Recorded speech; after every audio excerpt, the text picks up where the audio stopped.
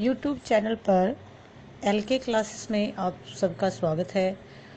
और हम बसंत भाग 3 जो कक्षा 8वीं के लिए पाठ्य पुस्तक है हिंदी की, उसका आज हम आपको पाठ नंबर 2 जिसका नाम है लाख की चूड़ियाँ, इसके एक वीडियो बनाकर देंगे जिसमें हम आपको इस पाठ के कठिन शब्दों के अर्थ, प्रश्न उत्तर वो सभी आपको अपने इस वीडियो में उपलब्ध करवाएंगे। तो कृपया मेरी इस वीडियो को पूरा देखें और देखने के बाद सब्सक्राइब करना, लाइक करना और शेयर करना ना भूलें। तो चलिए हम अपना जो आज का हमारा वर्क है बसंत भाग 3 का पाठ नंबर 2 लाख की चूड़ियाँ। तो लाख क्या होता है? एक लाल रंग का पदार्थ होता है जो जिससे चूड़ियाँ बनाई जाती हैं। तो उसके ऊपर ये लेस पार्ट है कि जो लाख की चूड़ियाँ हैं वो पुराने समय में बनती थी और उनकी बहुत ज़्यादा मांग होती थी और वो सुंदर भी लगती थी। तो उनको हाथ से बनाया जाता था और हाथ से बनाने वाले जो कारीगर थे उनका वो जो हाथ से बना सामान होता था उसको स्त्रियाँ बड़ा पसंद करती थी चूड़ियों को। तो धीरे धीरे जैसे मनुष्य ने विकास किया तो एक मशीनी युग का जन्म हुआ और मशीनी युग के जन्म से जो हाथ से बनी चूड़ियाँ होती थी उनकी अपेक्षा जो मशीन से बनी हुई चूड़ियाँ थी उनकी मांग बढ़ने लगी और धीरे धीरे जो महिलाएं थी वो मशीन से बनी चूड़ियों की तरफ आकर्षित होने लगी। तो इस तरह से मशीनी युग के आने से जो हस्त कारीगर थे, हाथ से जो काम करते थे, उनके हाथ कट गए। एक तरह से उनका जो रोजगार था वो छिन गया, क्योंकि उसी काम को जो कारीगर थे वो बहुत सारे कारीगर करते थे तो उन सबको रोजगार मिला हुआ था और वहीं एक मशीन उस काम को बहुत कम समय में कर और बहुत ज़्यादा कर देती थी, बहुत समय में करती थी और बहुत ज़्यादा भी करती थी। तो उससे क्या होता था, जो जिनके पास मशीन थी, जो उद्योगपति थे, उनके पास पैसा होता गया और जो हाथ से कार्य करने वाले कारीगर थे उनका वो काम छिनता गया। तो इस तरह से हाथ से काम करने वाले कारीगर जो थे उनकी रोजी रोटी छिन गई। तो आओ अब हम इस लेसन को एक बार पढ़ते हैं। सारे गांव में बदलू मुझे सबसे अच्छा आदमी लगता था, क्योंकि वह मुझे सुंदर सुंदर लाख की गोलियां बनाकर देता था। मुझे अपने मामा के गांव जाने का सबसे बड़ा चाव यही था कि जब मैं वहां से लौटता था तो मेरे पास ढेर सारी गोलियां होती, रंग बिरंगी गोलियां जो किसी भी बच्चे का मन मोह ले। अब लाख क्या है? अभी आपको मैंने लेसन की स्टार्टिंग में बताया था कि लाल रंग का एक पदार्थ होता है जिससे जिसे पिघलाकर उसकी चूड़ियाँ बनाई जाती है। तो वो जो लाख होता है उसको रंग बिरंगा बना दिया जाता है। वैसे तो मेरे मामा के गांव का होने के कारण मुझे बदलू को बदलू मामा कहना चाहिए था, परंतु मैं उसे बदलू मामा न कहकर बदलू काका कहा करता था, जैसा कि गांव के सभी बच्चे उसे कहा करते थे। बदलू का मकान कुछ ऊंचे पर बना था। मकान के सामने बड़ा सा सहन था। सहन होता है आंगन, जिसमें एक पुराना नीम का वृक्ष लगा था। उसी के नीचे बैठकर बदलू अपना काम किया करता था। बगल में भट्टी दहकती रहती जिसमें वह लाख पिघलाया करता। सामने एक लकड़ी की चौखट पड़ी रहती जिस पर लाख के मुलायम होने पर वह उसे सलाख के समान पतला करके चूड़ी का आकार देता। पास में 4-6 विभिन्न आकार की बेलन नुमा मुगरियाँ रखी रहती। मुगरियाँ क्या होती है? एक लकड़ी की फट्टी होती है जिस जो भारी होती है और लकड़ी की फट्टी होती है वो, जो आगे से कुछ पतली और पीछे से मोटी होती है। जैसा कि इस पिक्चर में भी दिखाया गया है, इसके हाथ में है लकड़ी की मोगरी और ये इसने लाख को पिघलाकर बिल्कुल पतला किया हुआ है और धीरे धीरे इसको बेलन नुमा जो मोगरी है उसके ऊपर चढ़ाता रहता है, तो उससे एक चूड़ी का आकार बन जाता है। मोगरियों पर चढ़ाकर गोल और चिकना बनाता और तब एक एक कर पूरे हाथ की चूड़ियाँ बना चुकने के पश्चात वह उन पर रंग करता, मतलब उसको रंग बिरंगी और सुंदर सुंदर बना देता। बदलू यह कार्य सदा ही एक मचिए पर बैठकर किया करता था। मचिया होती है एक पिड्डा, बैठने की ऊंची कुर्सी जो बहुत ही पुरानी थी। बगल में ही उसका हुक्का रखा रहता जिसे वह बीच बीच में पीता रहता था। गांव में मेरा दोपहर का समय अधिकतर बदलू के पास बीतता। वह मुझे लल्ला कहा करता और मेरे पहुंचते ही मेरे लिए तुरंत एक मछिया मंगा देता। मछिया मीन्स एक मंजी होती है जिस पर बैठा जाता है। मैं घंटों बैठे बैठे उसे इस प्रकार चूड़ियाँ बनाते देखता रहता। लगभग रोज ही वह 4-6 जोड़े चूड़ियाँ बनाता। पूरा जोड़ा बना लेने पर वह उसे बेलन पर चढ़ाकर कुछ क्षण चुपचाप देखता रहता, मानो वह बेलन ना होकर किसी नववधू की कलाई हो। बदलू मनिहार था। मनिहार होता है चूड़ियाँ बनाने वाला और बेचने वाला। चूड़ियाँ बनाना उसका पैतृक पेशा था और वास्तव में वह बहुत ही सुंदर चूड़ियाँ बनाता था। उसकी बनाई चूड़ियों की खपत भी बहुत थी। उस गांव में तो सभी स्त्रियां उसकी बनाई हुई चूड़ियां पहनती ही थी। आसपास के गांव के लोग भी उससे चूड़ियां ले जाते थे, परंतु वह कभी भी चूड़ियों को पैसों से बेचता ना था। उसका अभी तक वस्तु विनिमय का तरीका था। वस्तु विनिमय क्या होता है? एक वस्तु देकर उससे दूसरी आवश्यकता की वस्तु ले लेना। अगर हम किसी को भी कोई सामान देते हैं तो बदले में उससे कुछ सामान ही ले लेते हैं जो हमारे काम आ जाता है। जैसे अनाज चूड़ियों के बदले लोग उसे अनाज दे देते थे। बदलू स्वभाव से बहुत सीधा था। मैंने कभी उसे किसी से झगड़ते नहीं देखा। हाँ, शादी विवाह के अवसरों पर वह अवश्य जिद पकड़ जाता था। जीवन भर चाहे उसे कोई मुफ्त चूड़ियां ले जाए, परंतु विवाह के अवसर पर वह सारी कसर निकाल लेता था। कसर क्या होती है? कमी। जैसे कि औरतें जब भी उससे चूड़ियाँ पहनती थी तो उसके कम दाम दे देती थी, लेकिन जब कभी उनके घर पर कोई विवाह आदि का अवसर होता तो उस समय वो उनको थोड़ा ज़्यादा दाम लगाकर चूड़ियाँ देता था। आखिर सुहाग के जोड़े का महत्व ही और होता है। मुझे याद है मेरे मामा के यहाँ किसी लड़की के विवाह पर जरा से किसी बात पर बिगड़ गया था और फिर उसको मनाने में लोहे लग गए थे। विवाह में इसी जोड़े का मूल्य इतना बढ़ जाता था कि उसके लिए उसकी घरवाली को सारे वस्त्र मिलते, ढेरों अनाज मिलता, उसको अपने लिए पगड़ी मिलती और रुपए मिलते 100 अलग। संसार में बदलू को किसी बात से चिढ़ थी तो वह थी कांच की चूड़ियों से। यदि किसी भी स्त्री के हाथों में उसे कांच की चूड़ियां दिख जाती तो वह अंदर ही अंदर कुढ़ जाता था। कुढ़ना क्या होता है? जलन करना।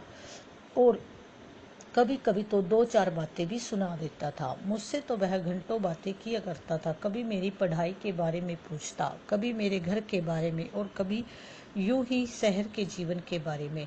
मैं उससे कहता कि शहर में सब कांच की चूड़ियां पहनते हैं, तो वह उत्तर देता, शहर की बात और है लल्ला, वहाँ तो सभी कुछ होता है। वहाँ तो औरतें अपने मर्द का हाथ पकड़कर सड़कों पर घूमती भी हैं और फिर उनकी कलाइयाँ नाजुक होती हैं ना। लाख की चूड़ियाँ पहने तो मोच न आ जाए। कभी कभी बदलू मेरी अच्छी खासी खातिर भी करता। जिन दिनों उसकी गाय के दूध होता वह सदा मेरे लिए मलाई बचा कर रखता, और आम की फसल में तो मैं रोज ही उसके यहाँ से 2-4 आम खा आता। परंतु इन सब बातों के अतिरिक्त जिस कारण वह मुझे अच्छा लगता था यह था कि लगभग रोज ही वह मेरे लिए 1-2 कोलियाँ बना देता, लाख की। मैं बहुधा मीन्स बहुत बार मैं बहुधा हर गर्मी की छुट्टी में अपने मामा के यहाँ चला जाता और 1 आध महीने वहाँ रहकर स्कूल खुलने के समय तक वापस आ जाता। परंतु 2-3 बार ही मैं अपने मामा के यहाँ गया होऊंगा। तभी मेरे पिता एक दूर के शहर में बदली हो गई और एक लंबी अवधि तक मैं अपने मामा के गाँव न जा सका। तब लगभग 8-10 वर्षों के बाद जब मैं वहां गया तो इतना बड़ा हो चुका था कि लाख की गोलियों में मेरी रुचि नहीं रह गई थी। रुचि मीन्स कि अब वो उसे अच्छी नहीं लगती थी। अतः गांव में होते हुए भी कई दिनों तक मुझे बदलू का ध्यान न आया। इस बीच मैंने देखा कि गांव में लगभग सभी स्त्रियां कांच की चूड़ियां पहने हैं। विरले ही हाथों में मैंने लाख की चूड़ियां देखी। विरले मीन्स कि बहुत एक आध। तब एक दिन सहसा होता है अचानक, मुझे बदलू का ध्यान हो आया। बात यह हुई कि बरसात में मेरे मामा की छोटी लड़की आंगन में फिसल कर गिर पड़ी और उसके हाथ की कांच की चूड़ी टूटकर उसकी कलाई में घुस गई और उससे खून बहने लगा। मेरे मामा उस समय घर पर ना थे, मुझे ही उसकी मरहम पट्टी करनी पड़ी। तभी सहसा मुझे बदलू का ध्यान हो आया। मैंने सोचा कि उससे मिले आऊं। अतः शाम को मैं घूमते घूमते उसके घर चला गया। बदलू वहीं चबूतरे पर नीम के नीचे एक खाट पर लेटा था। नमस्ते बदलू काका, मैंने कहा। नमस्ते भैया, उसने मेरी नमस्ते का उत्तर दिया और उठकर खाट पर बैठ गया। परंतु उसने मुझे पहचाना नहीं और देर तक मेरी ओर निहारता रहा। निहारता, देखना। मैं हूँ जनार्दन काका, वो आपके पास से गोलियां बनवा कर ले जाता था। मैंने अपना परिचय दिया। बदलू फिर भी चुप रहा, मानो वह अपने स्मृति पटल में याद करने की कोशिश करना, अतीत के चित्र उतार रहा हो। और तब वह एकदम बोल पड़ा, आओ आओ लल्ला, बैठो, बहुत दिन बाद गांव आए। हाँ, इधर आना नहीं हो सका काका, मैंने चारपाई पर बैठते हुए उत्तर दिया। फिर शांति रही। मैंने इधर उधर दृष्टि दौड़ाई। दृष्टि में नजर देखना, ना तो मुझे उसकी मचिया ही नजर आई और ना ही भट्टी। आजकल काम नहीं करते काका, मैंने पूछा। नहीं लल्ला, काम तो कई साल से बंद है। मेरी बनाई हुई चूड़ियाँ कोई पूछे तब तो गांव में कांच का प्रसार हो गया है। वह कुछ देर चुप रहा, फिर बोला, मशीन युग है ना यह लल्ला, आजकल सब काम मशीन से होता है। खेत भी मशीन से जोते जाते हैं और फिर सुंदरता कांच की चूड़ियों में होती है। लाख में कहाँ संभव है। लेकिन कांच बड़ा खतरनाक होता है, बड़ी जल्दी टूट जाता है। मैंने कहा, नाजुक तो फिर होता ही है लल्ला। कहते कहते उसे खांसी आ गई और वह देर तक खांसता रहा। मुझे लगा उसे दमा है। अवस्था के साथ साथ उसका शरीर ढल चुका था। उसके हाथों पर और माथे पर नसें उभर आई थी। अब दमा क्या होता है? धुएं के कारण, गंदे प्रदूषण के कारण होने वाला एक रोग होता है, जिसे हम सांस की बीमारी भी बोल सकते हैं। और जो दमा है वो फेफड़ों का रोग होता है। जाने कैसे उसने मेरी शंका भांप ली और बोला, दमा नहीं है मुझे, फसली खांसी है। यही महीने 2 महीने से आ रही है। 10-15 दिन में ठीक हो जाएगी। मैं चुप रहा। मुझे लगा उसके अंदर कोई बहुत बड़ी व्यथा छिपी है। व्यथा क्या होती है? पीड़ा, दुख। मैं देर तक सोचता रहा कि इस मशीन युग ने कितने हाथ काट दिए हैं। हाथ काटना मीन्स उनका रोजगार छीन लेना। कुछ देर फिर शांति रही, जो मुझे अच्छी नहीं लगी। आम की फसल अब कैसी है काका? कुछ देर पश्चात मैंने बात का विषय बदलते हुए पूछा। अच्छी है लल्ला, बहुत अच्छी है, उसने लहक कर उत्तर दिया और अंदर अपनी बेटी को आवाज दी, अरे रज्जो, लल्ला के लिए आम तो ले आ। फिर मेरी ओर मुखातिब होकर बोला, माफ करना लल्ला, तुम्हें आम खिलाना भूल गया था। नहीं नहीं काका, आम तो इस साल बहुत खाए हैं। वाह वाह, बिना आम खिलाए कैसे जाने दूंगा तुमको। मैं चुप हो गया। मुझे वो दिन याद हो आए जब वह मेरे लिए मलाई बचाकर रखता था। गाय तो अच्छी है ना काका, मैंने पूछा। गाय कहाँ है लल्ला, 2 साल हुए बेच दी है, कहाँ से खिलाता। इतने में रज्जो उसकी बेटी अंदर से एक डलिया में ढेर से आम ले आए। डलिया होती है एक लकड़ी से बनी हुई टोकरी, जो छटियों से बनाई जाती है, पतली पतली छटियों से। यह तो बहुत है काका, इतने कहाँ खा पाऊंगा। मैंने कहा। वाह वाह, वह हंस पड़ा। शहरी ठहरे ना, मैं तुम्हारी उम्र का था तो इससे चौगुने आम एक वक्त में खा जाता था। वक्त में समय, आप लोगों की बात और है, मैंने उत्तर दिया। अच्छा बेटी, लल्ला को 4-5 आम छांट कर दो, सिंदूरी वाले देना। देख लल्ला कैसे हैं, इसी साल यह पेड़ तैयार हुआ है। रज्जो ने 4-5 आम अंजुली में लेकर मेरी ओर बढ़ा दिए। आम लेने के लिए मैंने हाथ बढ़ाया तो मेरी निगाह एक क्षण के लिए उसके हाथों पर ठहर गई। गोरी गोरी कलाइयों पर लाख की चूड़ियां बहुत ही फब रही थी। फबना में सुंदर दिखाई देना। बदलू ने मेरी दृष्टि देख ली और बोल पड़ा, यही आखिरी जोड़ा बनाया था जमींदार साहब की बेटी के विवाह पर। 10 आने पैसे मुझको दे रहे थे, मैंने जोड़ा नहीं दिया, कहा शहर से ले आओ। मैंने आम ले लिए और खाकर थोड़ी देर पश्चात चला आया। मुझे प्रसन्नता हुई कि बदलू ने हार कर भी हार नहीं मानी थी। उसका व्यक्तित्व कांच की चूड़ियों जैसा ना था कि आसानी से टूट जाए।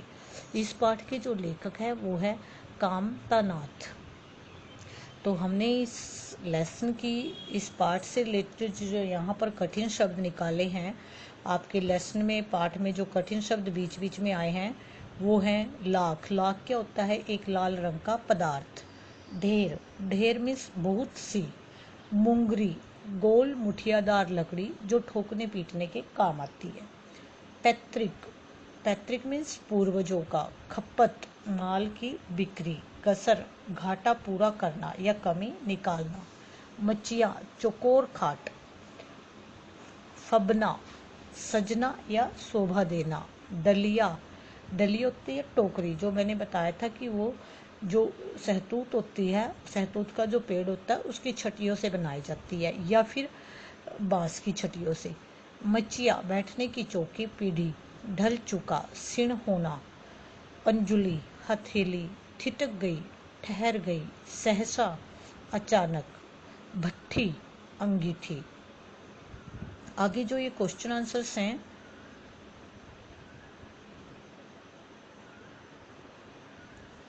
ये यहाँ पर दिए गए हैं कि बचपन में लेखक अपने मामा के गांव चाव से क्यों जाता था और बदलू मामा ना कहकर बदलू काका क्यों कहता था।